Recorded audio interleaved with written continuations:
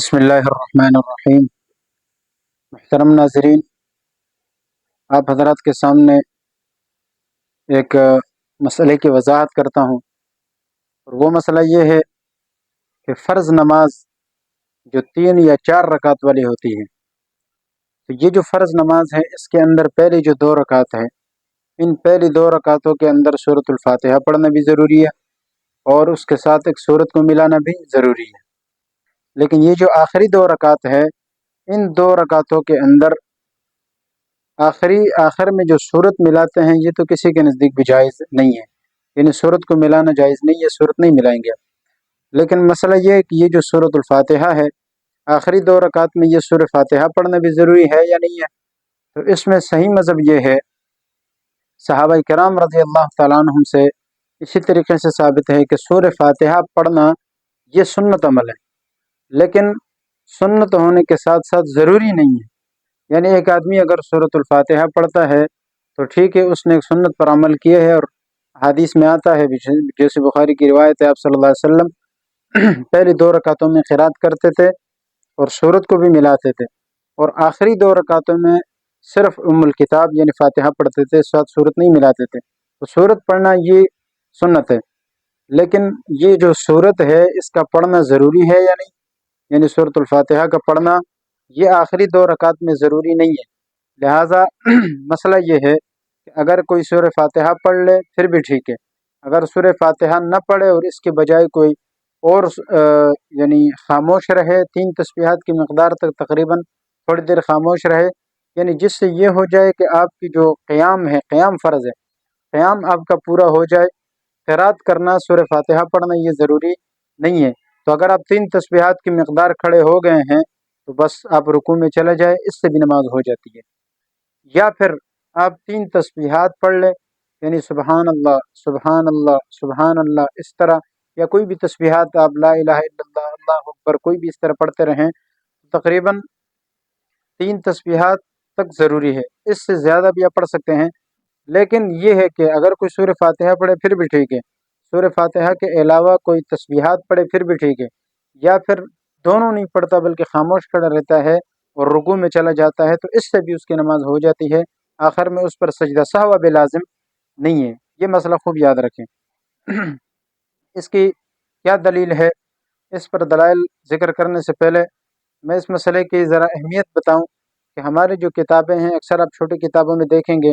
وہاں پر یہ لکھا ہوتا ہے کہ فرض کی پہلی 2 رکعتوں کو قرات کے لیے متعین کرنا، یعنی مطلب یہ ہے کہ جب آپ قرات کریں گے تو قرات صرف پہلی 2 رکعتوں کے اندر کرنا ضروری ہوتا ہے، اس کے علاوہ یہ جو دوسری 2 رکعت ہے ان کو متعین کرنا ہی نہیں ہے، یعنی مطلب یہ کہ متعین نہیں ہے۔ سورہ فاتحہ آپ پڑھیں تو ٹھیک ہے، لیکن نہیں پڑھے تو یہ متعین نہیں ہے اس کے لیے، یعنی اس کے اندر قرات کرنا ضروری نہیں ہے۔ یہ اکثر آپ ہر کتاب میں دیکھیں گے، چھوٹی کتابوں میں بھی آپ دیکھیں آپ کو یہ مسئلہ ملے گا، اور بڑی کتابوں میں بھی یہ مسئلہ موجود ہے۔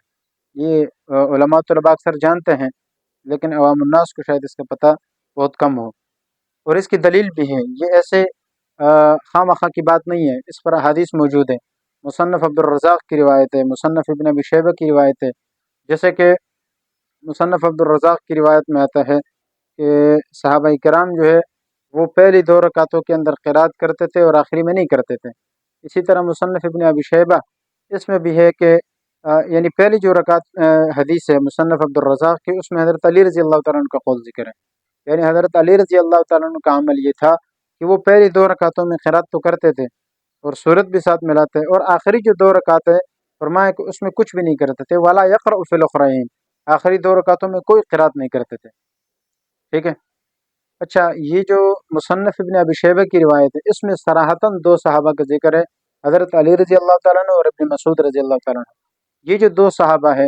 یہ چونکہ وہ صحابہ ہے، پہلے بھی کافی بار بتا چکا ہوں کہ تمام صحابہ کا علم اللہ تعالیٰ نے ان 2 صحابہ میں جمع کیا ہے، اور ان 2 صحابہ کا فتویٰ کیا ہے کہ جیسے کہ ان کے بارے میں آتا ہے، یہ فرمایا کرتے تھے کہ المصلی بالخیار، جو نماز پڑھنے والا نمازی ہے اس کو اس بات کا اختیار ہے، انشاء قرأ، اگر چاہے تو وہ قرات کر کے سورہ فاتحہ پڑھے آخری 2 رکعت میں، اور وہ انشاء سکتا، اگر چاہے تو وہ خاموشی سے کھڑا رہے، وہ انشاء سبح، اور اگر چاہے تو وہ تسبیحات پڑھتا رہے۔ یہ تینوں اس کے لیے تینوں چیزوں کا اختیار اس کو موجود ہے، یعنی اس کو تینوں چیزوں کا اختیار ہے۔ یہ جو دو صحابہ کرام ہے خصوصاً ان سے یہ احادیث زیادہ تر مروی ہے۔ اس کے علاوہ بھی احادیث ہے، جیسے حضرت عائشہ رضی اللہ تعالیٰ عنہ سے ایک شخص نے سوال کیا کہ آخری دو رکعتوں میں قرات کا کیا حکم ہے، تو انہوں نے فرمایا کہ یہ جو آخری دو رکعت ہے ان میں قرات کا حکم صرف ثنا کے طور پر ہے، یعنی جس طرح آدمی شروع میں ثنا پڑھتا ہے، یہ ایک مستحب یعنی سنت عمل ہے، اگر کسی نے کر لیا تو اس کو ثواب ملتا ہے، اگر کوئی کسی مجبوری کی وجہ سے نہیں کر سکا تو پھر بھی جائز ہے، نماز پہ کوئی فرق نہیں پڑتا، لیکن کرنے اس کا افضل ہوتا ہے۔ تو یہ جو قرات ہے اس کا بھی یہی حکم ہے کہ اگر کوئی کر لیتا ہے تو سنت ہے، لیکن نہیں بھی کرتا ہے تو بس بطور ثنا کہ ٹھیک ہے، ضروری نہیں ہے، اس کے علاوہ بھی نماز آپ کی ہو جاتی ہے۔ اسی طرح حضرت عمر رضی اللہ تعالیٰ عنہ کے بارے میں آتا ہے کہ انہوں نے مغرب کی جو پہلی رکعت ہے یا دوسری رکعت ہے جس میں آدمی قرات جہر سے کرتا ہے، وہ ایک رکعت کے اندر جہر قرات کرنا بھول گئے، یعنی انہوں نے تقریباً بالکل قرات ہی نہیں کی، تو اس لیے پھر انہوں نے جو تیسری رکعت ہے اس تیسری رکعت کے اندر اس قرات کا اعادہ کیا اور جہر سے انہوں نے قرات کی۔ یہ بھی اس بات کی دلیل ہے کہ اگر آپ سے پہلی رکعت یعنی یہ جو مسئلہ ہے کہ اگر پہلی رکعتوں کے اندر جس میں قرات ضروری ہے اور آپ سے دونوں میں قرات رہ جائے یا ایک میں قرات رہ جائے تو پھر دوسرے دو رکعتوں میں آپ اس کا اعادہ کر سکتے ہیں۔ یہ اعادہ کرنا اس بات کی دلیل ہے کہ اگلے رکعتوں کے اندر خود اپنی کوئی قرات نہیں ہے، لہٰذا یہ جو پہلے والے کے اندر ضروری ہے اگر اس میں آپ سے رہ جائے تو اس کا ازالہ آپ اگلے دو کے اندر کر سکتے ہیں۔ یہ بھی اس بات کی دلیل ہے جو صحابہ نے کیا ہے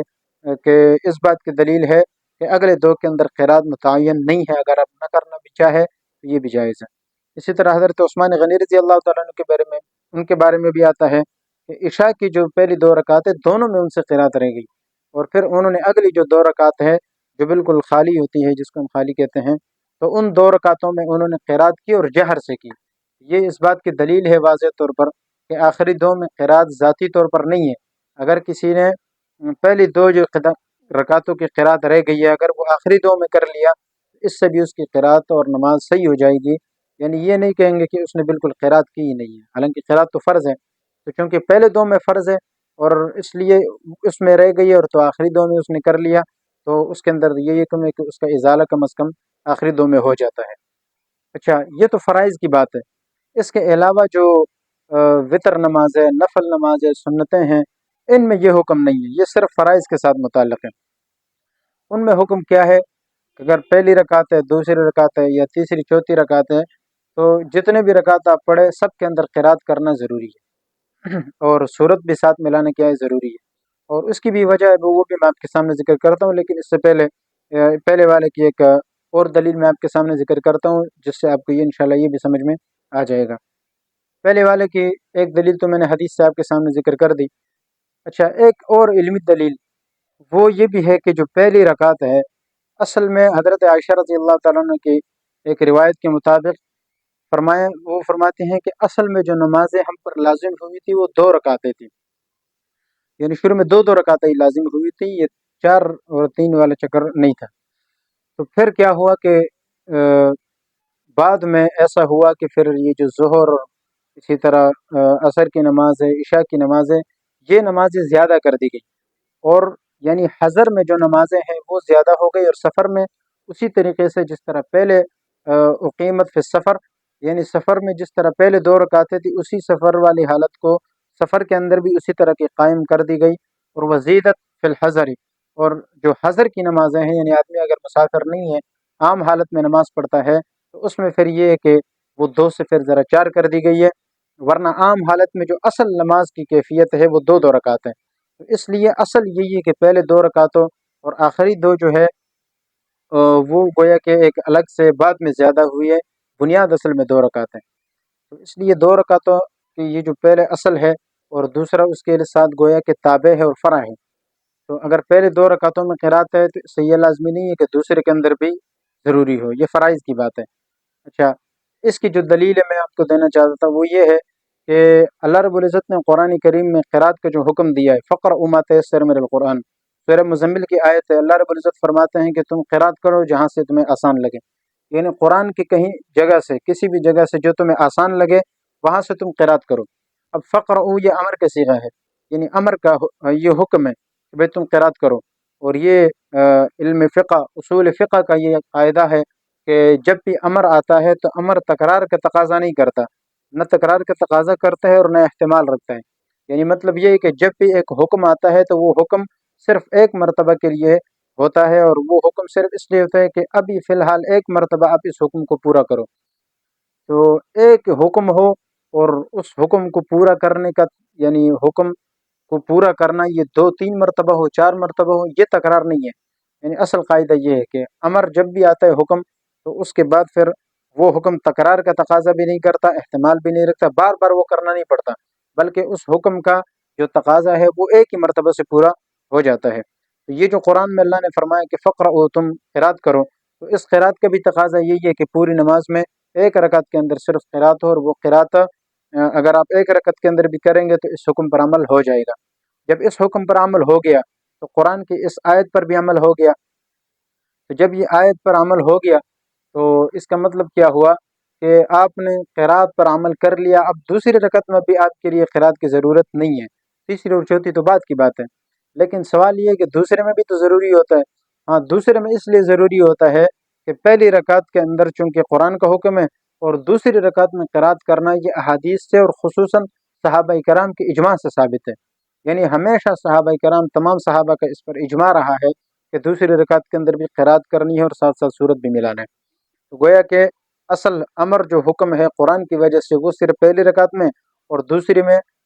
صحابہ کرام کے اجماع کی وجہ سے اور ان کی اتباع کی وجہ سے دوسرے میں یہ قرات لازم ہوا ہے۔ تو جب پہلے 2 کے اندر یہ حکم ہے تو اگلی 2 کے اندر پھر یہ حکم نہیں چلتا، اس لیے کہ سیدہ عائشہ رضی اللہ تعالیٰ عنہ کی حدیث کے مطابق اصل جو رکعتیں ہیں وہ پہلی 2 ہے، آخری 2 والی اس میں شامل نہیں ہے، یعنی وہ اس کے تابع تو ہیں، لیکن جو حکم پہلے والے کا ہے وہ ظاہر ہے دوسرے والے کا نہیں ہے۔ میں اس کی 1 2 مثالیں آپ کو اور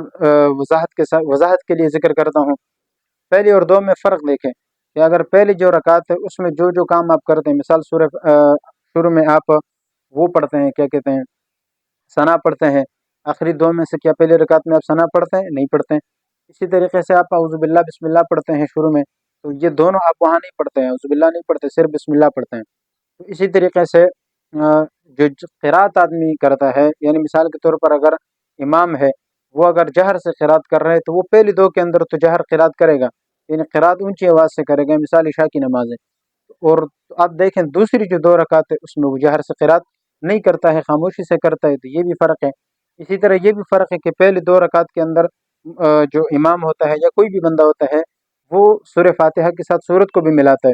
لیکن جو آخری رکعت ہے 2 اس کے اندر سورہ فاتحہ پڑھتے ہیں لیکن ساتھ کوئی سورت نہیں ملاتا۔ اس سے پتہ چلا کہ پہلی اور 2 رکعتوں میں اور جو آخری جو 2 رکعت ہے ان کے اندر لازمی طور پر فرق موجود ہے۔ تو جب ان ساری چیزوں میں فرق موجود ہے تو لازمی طور پر سورہ فاتحہ کے پڑھنے اور نہ پڑھنے میں بھی دونوں کے اندر فرق لازمی طور پر موجود ہے۔ یہ فرائض کا مسئلہ ہے۔ اس کے علاوہ جو سنن اور واجبات ہے،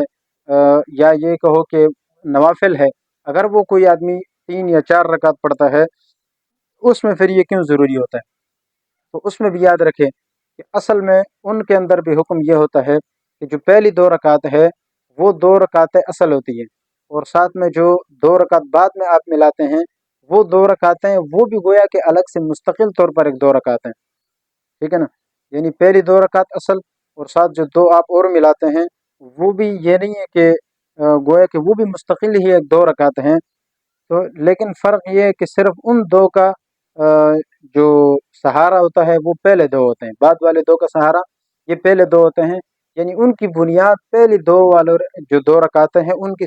تحریمہ جو ہے، یعنی اللہ اکبر جب آدمی کرتا ہے اس تحریمہ پر اس کی بنیاد ہے۔ اگر وہ ٹھیک ہے تو اس کا مطلب آپ کی پہلی 2 رکعتیں ٹھیک ہے، اور پہلی 2 رکعتیں ٹھیک ہے تو آپ کی اگلی 2 رکعتیں بھی ٹھیک ہوں گی، صرف اتنا اس کے ساتھ اس کا جوڑ ہے۔ باقی تقریباً آپ دیکھیں تو پہلی رکعتیں مستقل 2 ہے اور اگلی مستقل 2 ہے۔